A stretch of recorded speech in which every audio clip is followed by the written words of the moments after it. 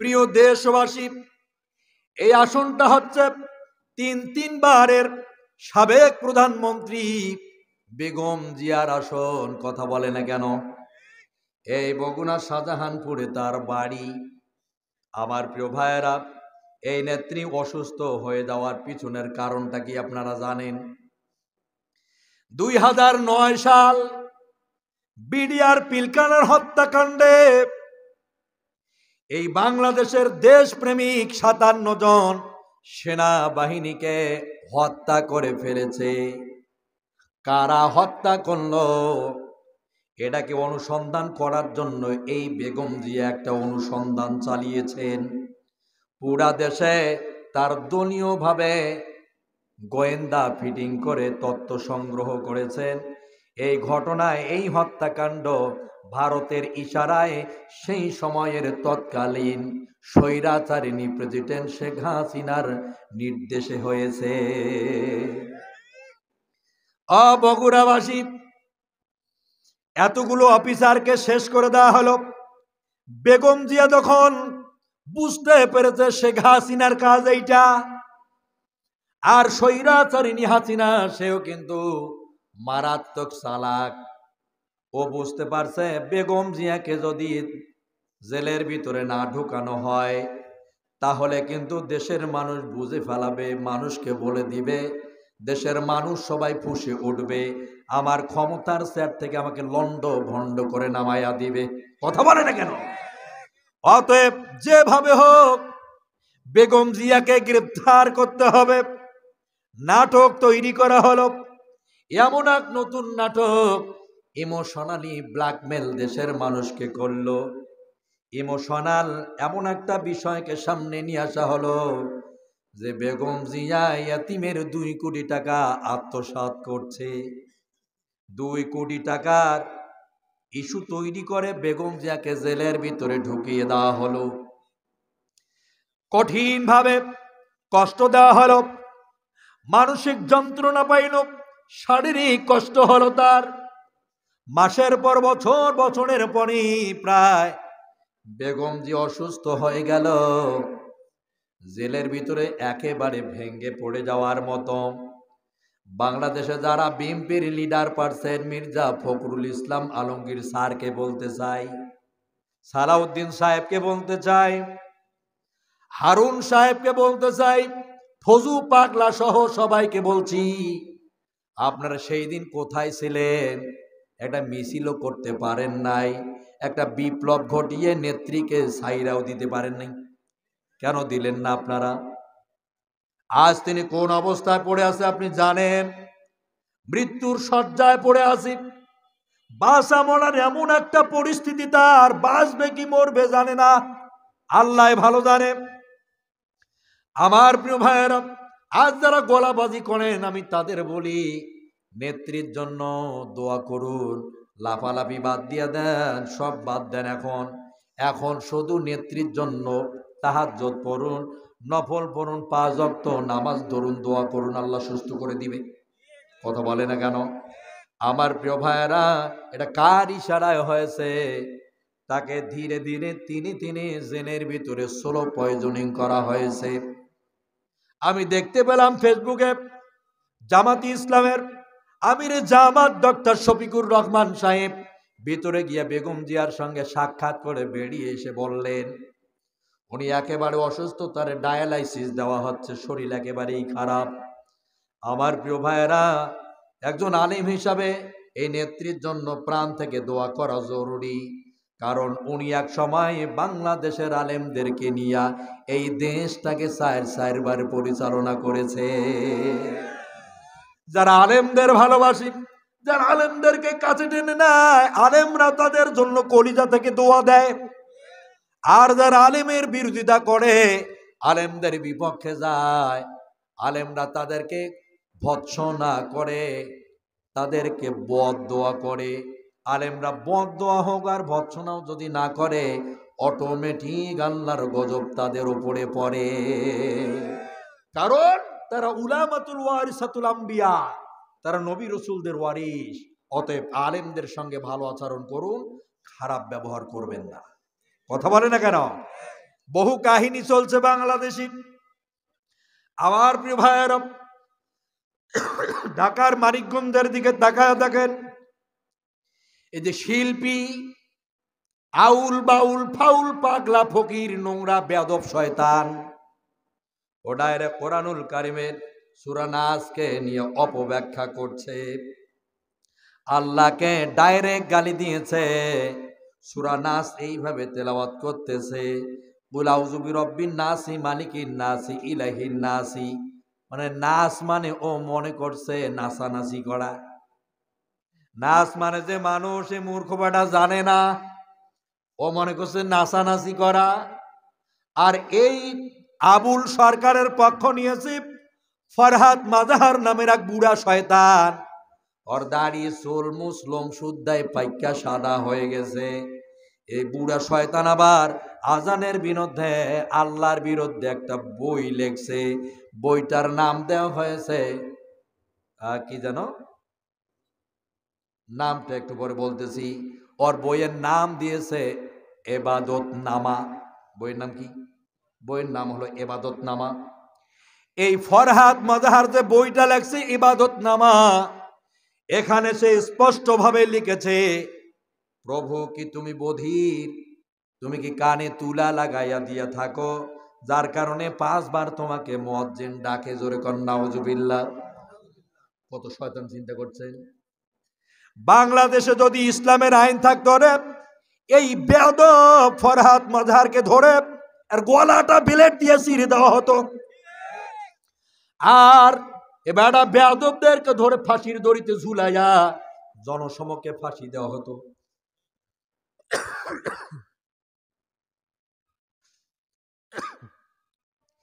একটু জিকির করেন।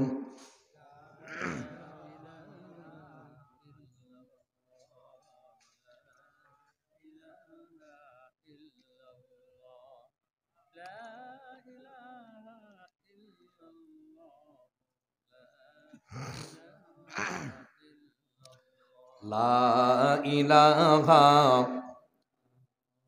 গলা টানতেছে তো মাইকটা। লা ইলাহা,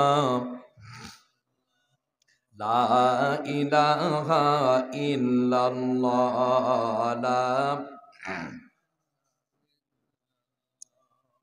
লা ইলাহা ইল্লাল্লাহু মুহাম্মাদুর রাসূলুল্লাহ। জোরে বলেন সাল্লাল্লাহু। আমার প্রিয় ভাইয়েরা, শুধু ঢাকার মানিকগঞ্জেই না, আপনি কুমিল্লার দিকে তাকান, মহাগ্রন্থ আল কোরআনকে আগুন লাগিয়ে দিয়ে পুড়ে লাথি মেরে দিয়েছে এক কুলাঙ্গার। আপনি কোথায় আছেন? আজ ডাইরেক্ট আল্লাহ রসুলের বিরুদ্ধে বই লেখা হয়, আল্লাহকে গালি দেয় আউল বাউল ফাউল পাগলা গুলো, গাঞ্জাখোর গুলো। আর অন্যদিকে কোরআন পুড়ে কোরআনের কপির উপরে লাথি মেরে দেয়। আমার প্রিয় ভাইয়েরা, এরকম পরিস্থিতি যখন দুনিয়ায় শুরু হয়েছিল, সাহাবায়ে কেরাম আর ইমানদারেরা কখনো মেনে নেয় নাই। আমি তাদের মধ্যে একজনার আপনাদের ইতিহাস শোনাচ্ছি। 1923 সনে একটা কাহিনী ঘটেছিল রে ভাই। নবীজির বিরুদ্ধে একটা বই লেখা হয়েছিল, বইটার নাম দেওয়া হলো রঙ্গিলা রসুল। এই বইয়ের প্রতিটি পাতায় পাতায়, লাইনে লাইনে আমার নবীজির বিরুদ্ধে লেখা হয়েছে। বইয়ের প্রতিটি জায়গায় নবীজিকে অপমান করে ব্যঙ্গপ্ত আকারে গালি দেওয়া হয়েছে। দেশের কোন আলেম, কোন মুফতি মুহাদ্দিস প্রতিবাদ করে নাই, কিন্তু দেশের একটা সাধারণ মানুষ গাছ কিনে এনে তক্তা ফারায়া বিক্রি করে খাইতো একটা মূর্খ মানুষ, যার নাম হচ্ছে ইলমুদ্দিন, সে একাই প্রতিবাদ করেছে। ঈমান পরিপূর্ণ আনতে গেলে, ঈমানটাকে শক্তিশালী করতে গেলে পড়াশোনা করা লাগে না, বেশি পিএইচডিধারী হইতে হয় না, এলএলবি করা লাগে না, মাস্টার্স অনার্স করা লাগে না। যার কলিজায় যত বেশি নবীর প্রেম আর ভালোবাসা, আল্লাহর প্রতি যার যত বড় দরদ ও প্রেম বেশি রে, সেই মানুষের তত বড় ঈমান হয়। দেশের এতগুলা মানুষ কেউ কথায় বলতেছে না। আমার প্রিয় ভাইয়েরা, ইলমুদ্দিন একাই লাভ দিয়ে উঠে বলল, রে রাসপাল, তুমি আমার নবীর বিরুদ্ধে বই লিখেছ, বইটাকে দয়া করে তুমি বাতিল করে দাও। কারণ তুমি জানো না রসুল আমার আদর্শ নে, রসুল আমার ভালোবাসা, রসুল আমার আলোচনা, রসুল আমার প্রেম বিরহের মূল আলোচনা, রসুল আমার ঈমান, রসুল হচ্ছে আমার জীবনের সব কিছু। তুমি এই বইটাকে বাতিল করে দাও। ইলমুদ্দিনের এই বক্তব্য পুরা দেশের মধ্যে ছড়িয়ে পড়ল। কেউ এই লেখককে বাধা দেয় নাই। সাধারণ একটা মূর্খ মানুষ যে গাছের ব্যবসা করত, গাছ কিনে এনে তক্তা বানায়া বিক্রি করে খাইতো, এর কথায় আর কি হবে? দেশের প্রভাব কি পড়বে? না, পড়বে না। দ্বিতীয়বার আবার ইলমুদ্দিন বললেন, রাসপাল রে, তুমি আমার রসুল কি জানো না? তার সম্মান কতটা উঁচুতে তুমি জানো না? আবার রসুলের বিরুদ্ধে যে বইটা লিখেছ সেই পাতাগুলোকে চেঞ্জ করে দাও, বই চালাও, আমার কোনো অসুবিধা নাই। এই রাজপাল, আমার রাতের বেলা ঘুম হারাম হয়ে গেছে রে, আমি খাইতে পারি না। রসুলের প্রেম ভালোবাসা আমাকে পাগল বানাচ্ছি। আমি ইলমুদ্দিন বেঁচে থাকা অবস্থায় তুমি আমার রসুলকে অপমান করবি, আর আমি তা নীরবে সহ্য করে যাব, এটা কোনোভাবে হয় না। যেরকম আল্লাহু আকবার। ইলমুদ্দিনের কথা সেই সময় ভাইরাল হয়ে গেল পুরা দেশে। আমার প্রিয় ভাইয়েরা, ইসলাম বিরোধী শক্তি দেখে যখন ইসলামের পক্ষের লোকেরা যখন মাঠে ময়দানে রাস্তায় বেরিয়ে যায়, তখন ওরাও সবাই একটি প্ল্যাটফর্মে দাঁড়ায়, ওরাও ইসলামের ওপরে বেশি করে আঘাত দেয়। কথা বলে না কেন? আমার প্রিয় ভাইয়েরা, এই দেশ বাংলাদেশ, এটা এমন একটা দেশ, এই দেশে যে যত বেশি কোরআন, ইসলাম, আল্লাহ, রসুল, হাদিস, মহান আল্লাহর বিরুদ্ধে স্মরণ করে, সে তত বেশি প্রোটোকল পায়, সে তত বেশি এই দেশে নিরাপত্তা পায়। আমার প্রিয় ভাইয়েরা, এই সমাজে যদি কোরআন সুন্নাহটা চালু থাকতো, এই মানুষগুলোকে ধরে ধরে ফাঁসি দিলেও অপরাধ ক্ষমা হতো না। ক্ষমা হতো না। আপনার বাবাকে যদি গালি দেয় আপনি কি করবেন? আপনার মাকে যদি কেউ গালি দেয় আপনি কি করেন? আপনি বলবেন পা ধরে আছাড় দিয়ে মগজ বাইর করে দেব। তো আল্লাহ রসুল বলেছেন, যতক্ষণ পর্যন্ত ইসলামে তোমার স্ত্রী পুত্র স্বজন প্রীতি এদের সে বেশি আল্লাহ এবং রসুলকে ভালোবাসতে পারবা না, ততক্ষণ পর্যন্ত তুমি পরিপূর্ণ ইসলামে নাই। কথা বলে না কেন? তোমার জীবনের চেয়েও সবচেয়ে ঊর্ধ্বে আল্লাহ এবং রসুল থাকবে। কথা বলে না কেন? তোমার আল্লাহর বিরুদ্ধে বই লেখছে, এখনো তুমি কও যে আমি ইমানদার, এখনো তুমি হাত দিয়া বাধাই দিতে পারো নাই, মুখ দিয়ে একটা প্রতিবাদও করতে পারো নাই, মনে মনে তো ঘৃণা করা দূরের কথা, আপনি আবার ওই বাউলের পক্ষ নিয়ে বসে আছেন। কথা বলে না কেন? তাহলে আপনি কোন ধরনের মুসলমান? আমার প্রিয় ভাইরা, ইলমুদ্দিন দ্বিতীয়বার বললেন, কিন্তু কাজ হলো না। তৃতীয়বার আবার ঘোষণা করে বলল, এই রাসপাল, আল্লাহর বিরুদ্ধে বইটি যদি বাতিল না করো, আমি ইলমুদ্দিন ঘোষণা করে জানিয়ে দিলাম, যেখানেই তোমারে পাবো আল্লাহু আকবার করে তোমাকে বলি দিয়ে জাহান্নামে পাঠাবো। ঈমান কারে কয় তুমি জানো? ইলমুদ্দিন জানে ওরে হত্যা করলে তো আমার ফাঁসি হয়ে যাবে, জানে না? ইলমুদ্দিন ভালোভাবে জানে আমার লাইফ সাজা হয়ে যাবে অথবা মৃত্যুদণ্ড হয়ে যাবে।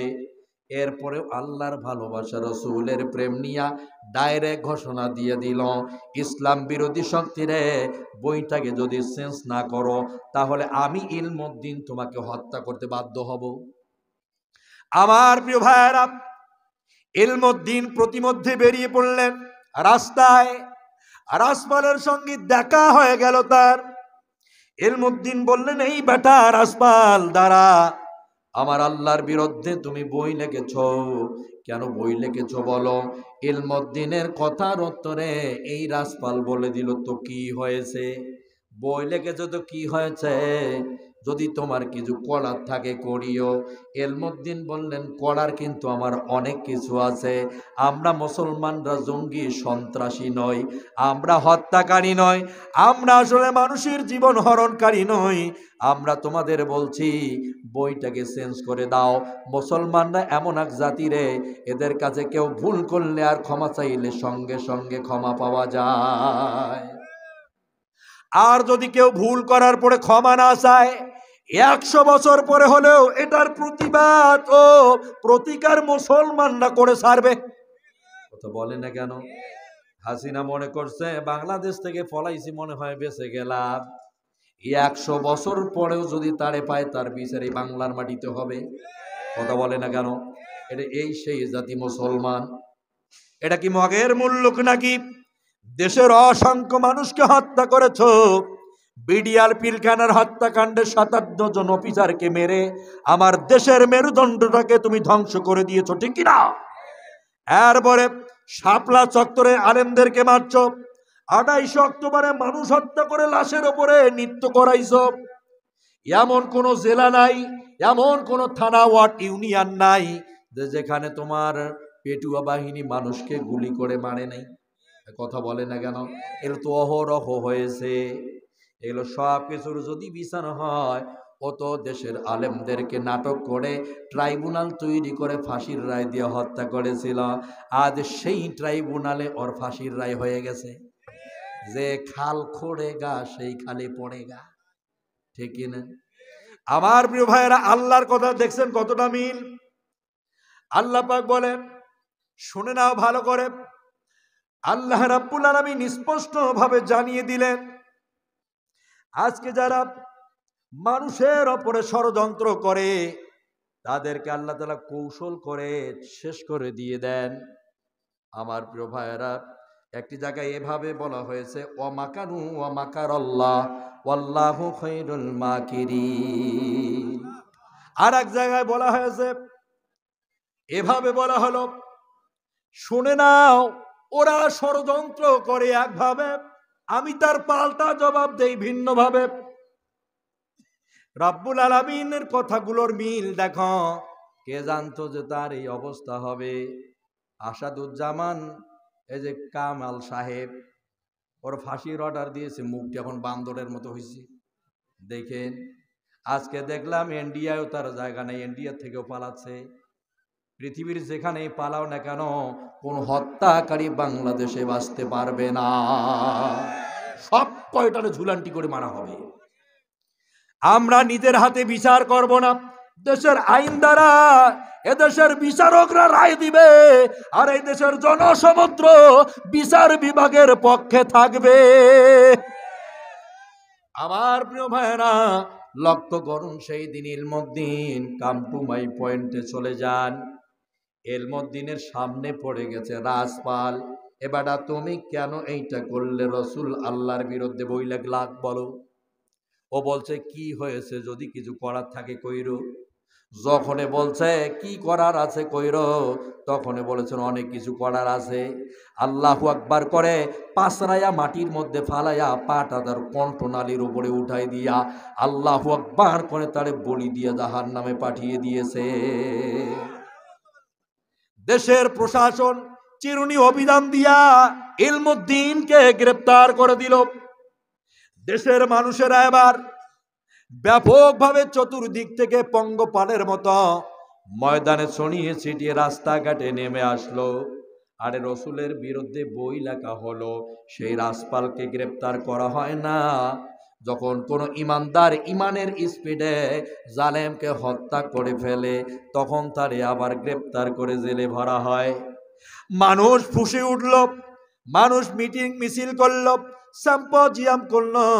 কেন ইলমুদ্দিনকে ধরা হবে? কারণ ইলমুদ্দিনের তো আগে কোনো অপরাধ ছিল না। এ তো রাজপাল তাকে এভাবে সুড়সুড়ি দিয়েছে, আল্লাহর বিরুদ্ধে রসুলের বিরুদ্ধে বই লেগেছে, এই জন্য সে তাকে হত্যা করেছে। দেশের আইন বিভাগ যদি বিচার করতে না পারে, তাহলে ইমানদাররা এভাবে বিচার করে। আমার প্রিয় বগুড়াবাসী, কথাগুলো কি বুঝতেছেন? ইলমুদ্দিনকে ধরে জেলের ভিতরে ঢুকিয়ে দেওয়া হয়েছে। কয়েকদিনের ব্যবধানে এই কোর্ট প্রাঙ্গণের উকিলরা আর মুহুরিগুলো সব একত্রিত হয়ে বলল, রাসূলুল্লাহর জামানা দেখি নাই নবীজির সাহাবীরা নাকি নবীজির জন্য জান দিত রে, কুরবান হয়ে যেত, জিহাদের ময়দানে গিয়ে শহীদ হয়ে যেত। নবীজির একটা অর্ডার শুনে নাকি লক্ষ লক্ষ সাহাবা ইকরাম প্রাণ কোরবান দিয়ে দিত। এটা চোখ দিয়ে দেখি নাই, কিন্তু আজ একজন রসুলের বিরুদ্ধে বই লেগেছে, সেটার প্রতিবাদ ইলমুদ্দিন করেছে, ওই কারণে তাকে জেলের ভিতরে ঢোকানো হয়েছে। ইলমুদ্দিনকে সাহায্য করব না, কিন্তু ইলমুদ্দিনের কলিজার ভিতরে রসুলের প্রেম ভরা আছে, মায়া আছে, মোহাব্বত আছে। চলো আজকে একজন রসুলের প্রেমিক ইলমুদ্দিনকে আমরা সাহায্য করে প্রমাণ করে দেব যে আমরাও উকিল আর মুহুরিরা সেবা করতে পারি। আমার প্রিয় ভাইয়েরা, ভালো মানুষ অবশ্যই দুনিয়ায় আছে। যদি ভালো মানুষ না থাকতো 16-17 বছর বক্তারা ওয়াজে কথা বলতে পারতো না। ভালো মানুষ কিছু ছিল, যার কারণে ময়দানে কোরআন হাদিস আমরা বলতে পারি। আমার প্রিয় কলিজার টুকুরা বগুড়াবাসীরে, একটু প্রাণ খুলে আপনাদের বিষয়টা বুঝতে হবে। কোর্ট প্রাঙ্গণের উকিল আর মুহুরিগুলা একটি প্ল্যাটফর্মে দাঁড়িয়ে গেল। আজ আমরা শিক্ষিত মানুষগুলো একটা অশিক্ষিতর কাছে হেরে গেছি। জোরকান আল্লাহু আকবার। আজ শিক্ষার জ্ঞান অর্জন করে কি করছি রে? আজ নবীর ভালোবাসা আমাদের তেমন ছিল না। একটা মূর্খ মানুষ ইলমুদ্দিন শিয়াখায় ইসলাম বিদ্রোহীকে সে দুনিয়া থেকে সরিয়ে দিয়েছে। আজ তাকে মৃত্যুদণ্ড অথবা যাবজ্জীবন দেওয়া হবে। কোর্ট প্রাঙ্গণে তাকে তোলানো হবে ইলমুদ্দিনকে। উকিলরা গিয়ে বললে, ইলমুদ্দিন রে, ভালো করে শুনে নাও, যখন তোমাকে জজ সাহেব জিজ্ঞাসা করবে কেন তুমি তাকে হত্যা করেছ, এই বইয়ের লেখককে কেন তুমি মেরে ফেলেছ, তখন তুমি যেন অবশ্যই বলো যে আমি যখন তার হত্যা করেছিলাম তখন আমার মাথাটা ঠিক ছিল না। শুধু এতটুকু বলবা, বাকি কাজগুলো আমরা সবাই করব। আমার প্রিয় ভাইয়েরা, দাঁড় করিয়ে দেওয়া হলো কাঠগড়ায়। প্রশ্ন করা হচ্ছে, এই ইলমুদ্দিন, তুমি কেন তাকে হত্যা করেছো বলো। ইলমুদ্দিন বললেন, স্যার, ও আমার রসুলের বিরুদ্ধে বই লেগেছে, রঙ্গিলা রসুল। প্রতিটি পাতায় পাতায় আমার নবীজিকে খাটো করে কথা বলেছে। ও জানে না আমার নবী না হলে যে দুনিয়া সৃষ্টি হতো না। ও জানে না আমার নবী যে আমার ঈমান। ও জানে না আমার নবী যে আমার আদর্শ। ও জানে না আমি আমার জীবনের চেয়েও বেশি ভালোবাসি আমার নবীকে। ওকে বারবার বলেছি বইটা চেঞ্জ করে দাও, পাতাগুলো চেঞ্জ করে দাও, করে নাই, বরং এই বইটা আরো বেশি প্রচার করেছে। ইসলাম বিরোধী শক্তিরা তাকে বাহবা দিয়েছে, ও আবার ফুলে ওঠে এটা প্রচার করেছে। বারবার নিষেধ করেছি, শোনে নাই। ও আমার নবীর বিরুদ্ধে বই লেগেছে, আমি রাতের বেলা ঘুমাতে পারি না, আমার খাবার দাবার বন্ধ হয়ে গেছে, আমি আরামে থাকতে পারি না।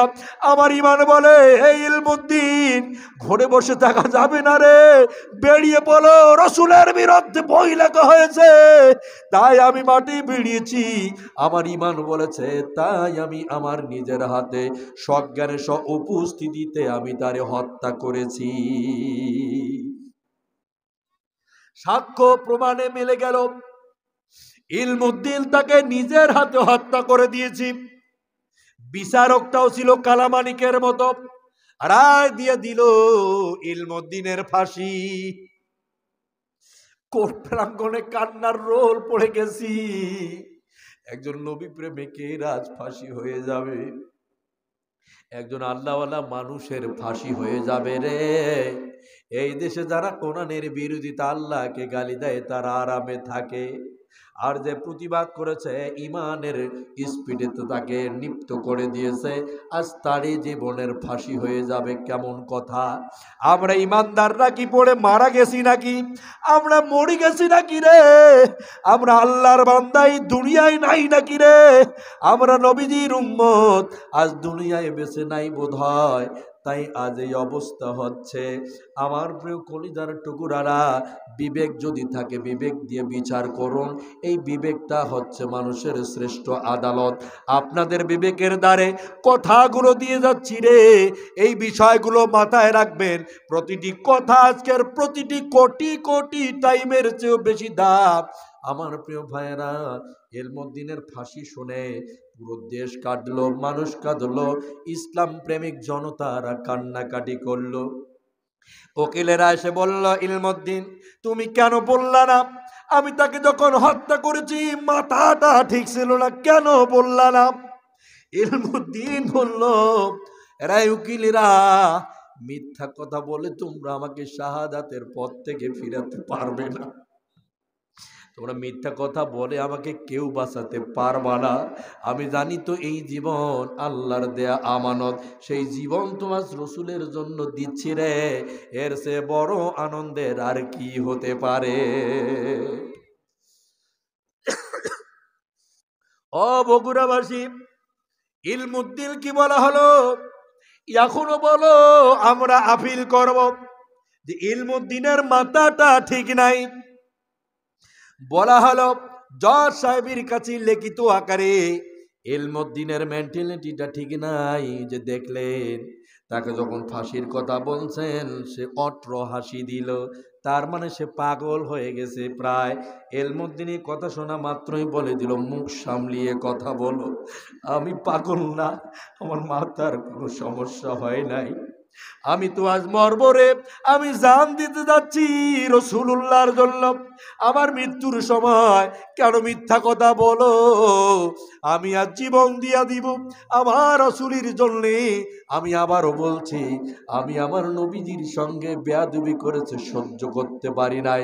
আমি সজ্ঞানে উপস্থিতিতে জনসমুদ্রে তাকে নিজের হাতে জবাই করেছি। আমার প্রিয় ভাইয়েরা, সবাই ঘিরে ধরে বললে, ইলমুদ্দিন ফাঁসি থেকে কেউ তোমাকে বাঁচাতে পারবে না, তোমার ফাঁসি হয়ে যাবে, কিছু বলতে চাও? ইলমুদ্দিন বললেন, শুনে নাও, আমি গত রাতে যখন ঘুমাচ্ছিলাম আমার এই শিয়রের পাশে আমার এই মহা পৃথিবীর শ্রেষ্ঠ পয়গম্বর জনাবে মুহাম্মদ রাসূলুল্লাহ সাল্লাল্লাহু আলাইহি ওয়াসাল্লাম শিয়রের পাশে এসে দাঁড়িয়ে গেছে আর স্বপ্ন যোগে বলতেছে, ইলমুদ্দিন রে, এই দুনিয়ার কেউ প্রতিবাদ করলো না, আমার বিরুদ্ধে বই লেখা হলো, রসুলের বিরুদ্ধে রঙ্গিলা রসুল নামের বই ছাপায়া তারা প্রকাশ করলো।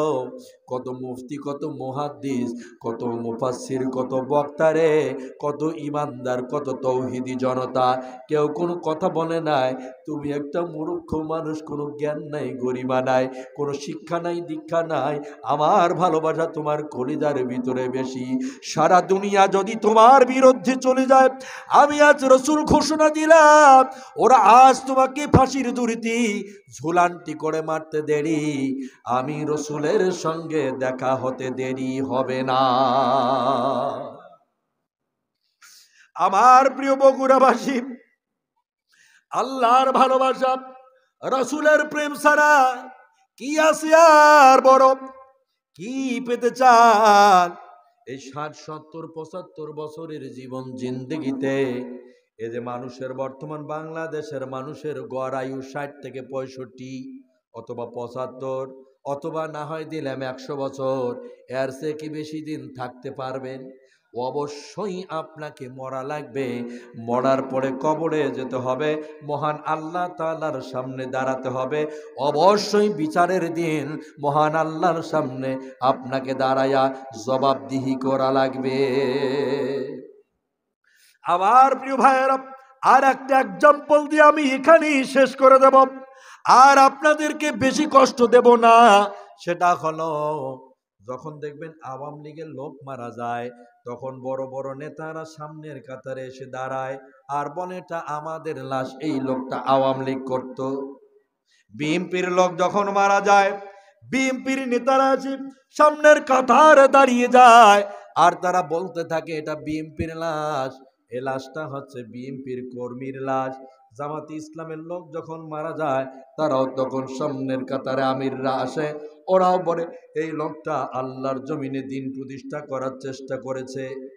আমার প্রিয় ভাইয়েরা, জাতীয় পার্টি যারা করে তারা যদি মারা যায়, তাদের নেতারা সামনের কাতারে দাঁড়ায়, এসে বলে এই লোকটা আমাদের কর্মী, এটা আমাদের দলের লোক, এটা জাতীয় পার্টির লাশ। এখান থেকে প্রমাণিত হয়ে গেল এই লাশটা এখন দলীয় লাশ। কথা বলে না কেন? আমার প্রিয় ভাইয়েরা, ব্যাখ্যা বিশ্লেষণ এখানে নয়, সামনের দিকে আছি। সেটা হলো এই যে লোকটা বলল এই লোকটা আমাদের কর্মী, এটা আমাদের দলের লোক, কিন্তু একটু পরে যখন জানাজা নামাজ হবে, জানাজা পড়ার পরে আপনি যখন তাকে মাটি দিতে যান, তখন আপনি কি বলেন? আপনি বলেন বিসমিল্লাহি ওয়া আলা মিল্লাতির রাসূলুল্লাহ। না, আপনি না একটু আগে বললেন? আপনার তো বলা দরকার ছিল বিসমিল্লাহি ওয়া আলা আওয়ামী লীগ, বিসমিল্লাহি ওয়া আলা বিএনপি, বিসমিল্লাহি ওয়া আলা জাতীয় পার্টি, বিসমিল্লাহি ওয়া আলা জামাতি ইসলাম। আপনার তো এটা বলা দরকার ছিল, কিন্তু আপনি তা না বলে এখনই আপনি ভুলে গেলেন আপনার কর্মীটা মরে গেল। একে শেষ সময় প্রথম লাইনে কবরে দিতে গিয়ে আপনি মিথ্যা কথা কেন বলতেছেন? আপনি না একটু আগে বললেন এটা আমার দলের লাশ, এখন আপনি রসুলুল্লাহর দলে কেন ঢুকাচ্ছেন? আপনি কেন বলতেছেন বিসমিল্লাহি ওয়া আলা মিল্লাতির রাসূলুল্লাহ? মানে কলিজা কাঁপে, ভয় লাগে। আপনার দলের কথা বলে কবরে পাঠালে পিটন খাওয়া লাগবে। আপনারা চিন্তা করেন, যেই দল করেন সেই দলের নেতারা কবরে রাখতে গিয়া মিথ্যা কথা বলে, তার দল থেকে আপনাকে বাতিল করে দেয়, বের করে দিয়া সে রসুলুল্লাহর দলে ঢুকায় দেয়। আমার প্রিয় ভাইরা, লোকটা দুনিয়ায় বেঁচে থাকা অবস্থায় রসুলুল্লাহর দিন প্রতিষ্ঠার কাজে কোনোদিনও লাগে নাই। আল্লাহর জমিনে আল্লাহর দিন বাস্তবায়ন করার পিছনে কোনোদিনও লাগে নাই। এই লোকটা মরে যাওয়ার পর এখন রসুলুল্লাহর দলে ঢুকে যাওয়ার কারণটা কি? আল্লাহর নবী এই মৃত ব্যক্তিটারে দিয়ে করবেটা কি? আরে মরার পরে যদি দল থেকে আপনাকে বের করে দেয়, কর্মী হিসাবেও বাতিল করে দেয়, আপনাকে রসুলুল্লাহর দলে ঢুকায়া দেয়, তাহলে আমার মন বলে বেঁচে থাকা অবস্থায় রসুলুল্লাহর দল করা জরুরি। কথা বলে না কেন?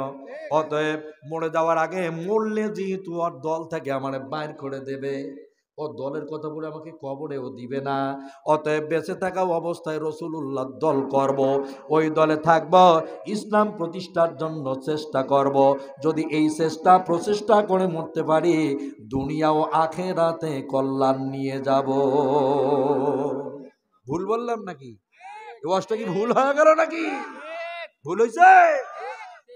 আমার প্রিয় ভাইয়েরা, চিন্তা করেন, আপনি বিবেকগুলো খুলে দিলাম, একটু আকল দিয়া চিন্তা করুন, মাথা খাটান, একটু বুদ্ধি খাটান, কাজে লাগান।